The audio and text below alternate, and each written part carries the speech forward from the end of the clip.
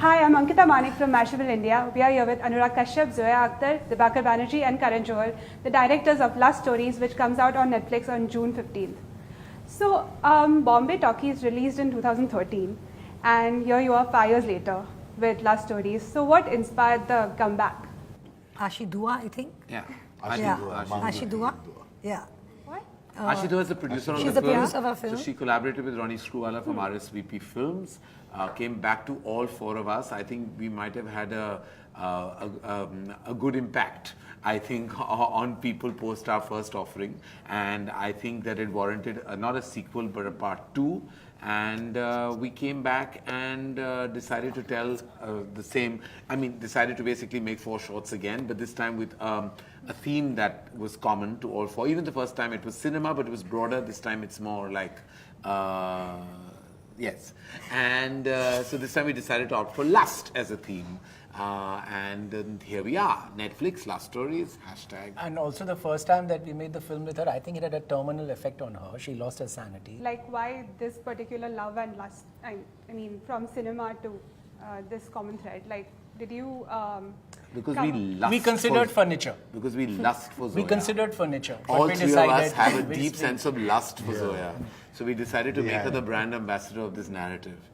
And it always takes us 5 years to come together. So, And maybe it takes me 5 years to come, period. No. No, but we discussed other alternatives. Furniture, as I said, weaving, handicrafts. Yeah, we thought this was wallpaper. We thought that lust was mildly. Why Yeah, because Dibakar had a really nice story about his affinity for wallpapers and his deep desire to connect with it on a larger level. is that after 5 years? Yes. After 5 years, we've been driven to this kind of deep sense of insanity. Okay, and why? Is you chose Netflix other than choosing a big screen release? Is it because of the theme, or is the audience different, and is this more, like a Netflix audience story? Is that why you chose? I think we would love to sound privileged, but I think Netflix chose us.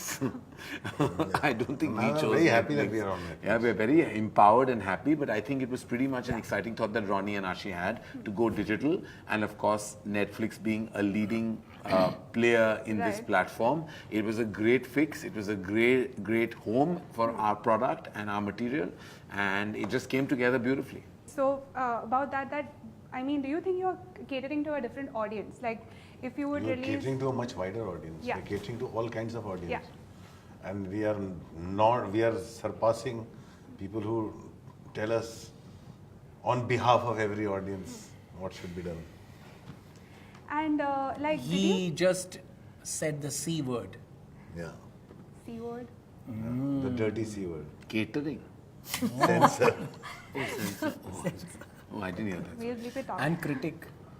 Critic Yeah, censor and catering. everyone is beyond. So nothing's been censored here, right? Like, was that? Is that a good? Is that a relief that like when you are catering to a streaming audience, you don't have to censor anything out of your films, or you don't have to be like, oh, this scene's going to be cut. I think the kind of citizens we are of the world and the kind of people we are in general, I think the first stage is definitely for all of us is self-censorship. Right. Like, I think that all of us know that what we're putting out there is We had no definitely- idea we were making it for Netflix. Yeah, but Yeah. in any case, I think none of us were doing anything that would offend humanity. Right, And all of us are like very liberal people, but we weren't doing anything offensive or something that was not aesthetic, something that was insensitive. So I think the first stage for people like us is self-censorship, that we already know what we're doing. But apart from that, there is a procedure that cinema follows, which is censorship, which I always think should be replaced by certification. That's personally an individual opinion I have. But yes, this film is beep-free, because it's on Netflix. And not that there is profanity, not that there is nudity, and not that there needn't be or could be or should have been or not. It was just the path we chose.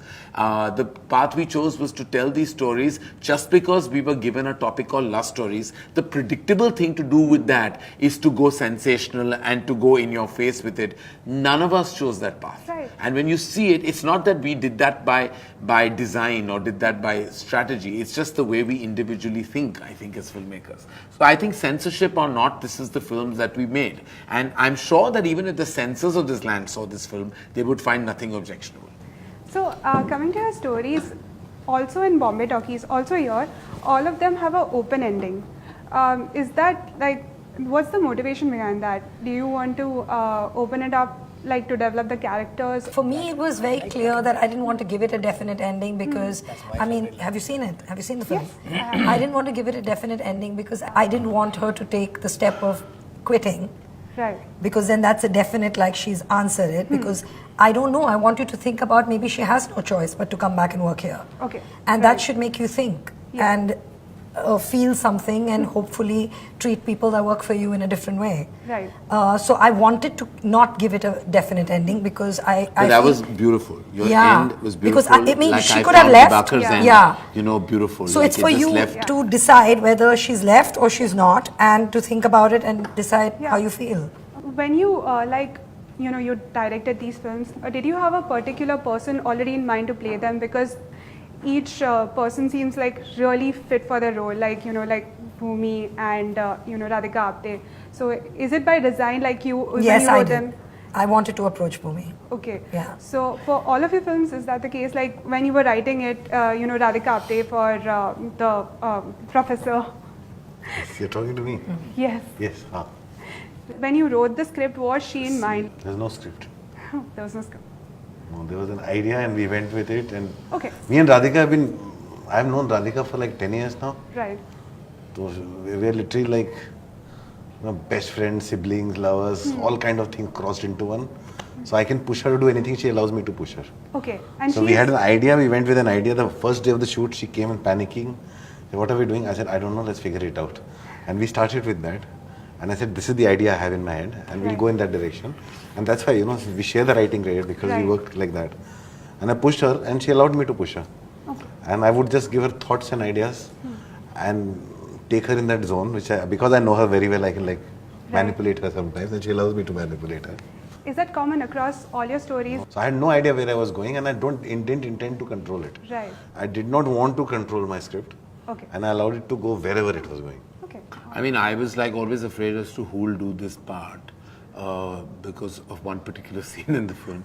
And I was really wary of it. So, I mean, I did have a few ideas, but I think I kind of knocked them down before, like I even went to, because I had just one conversation with Sonam. I called her, because I felt I needed like a certain kind of face, but I realized that it was also a last minute thing. She was shooting for something else, so I didn't even get down to narrating it. Then I realized I have to go off the the more established choices and try and do something. And that's when I decided to, I met Kiara at a social event, and I just thought that she had the face for the part. And the rest, of course, I narrated the film to some other actors to play the part that Vicky finally did, and Vicky agreed to do it when I went to him. So I was happy. In my case, I went through a little bit of a casting, a week of it, really, a little bit. But yeah, with Dibakar, I think has the most interesting, I would say, choice of actors for his films. All choices that you don't think of from the top of your head. So it's a true casting victory in that respect. I just want to talk about Manisha because this, you and I being film fans rather than film industry people. 90s, we used to have films with a lot of background music. Right. And our heroines didn't have much to do except to emote in songs, in background scores or something like that. Okay, dialogues were there once in a while, but it's a hero who did a lot of stuff. But then you had actresses like Manisha who would just compel you with their silence. Right. A song or a music or whatever, you just keep on looking at her face and whatever she moves. So I wanted somebody who, when she doesn't say a line, can tell a whole story, whose face can tell a story. So that's why I think Manisha was the perfect, Manisha Koirala, the beauty, one-time beauty, and was the perfect choice, which I like because even now when I see the films, most of my films are verbose, my earlier films. Here there are some moments of silence where you hold on to Manisha's face, and that says a lot about what I want to say. So that's what I'm happy about. And of course, Sanjay Kapoor and Jaideep Avalabhat were, you'll see them, they are finds. They are finds in themselves. Thank you so much for having I want me. to, I want to play a tune. Yes. his love for Zoya.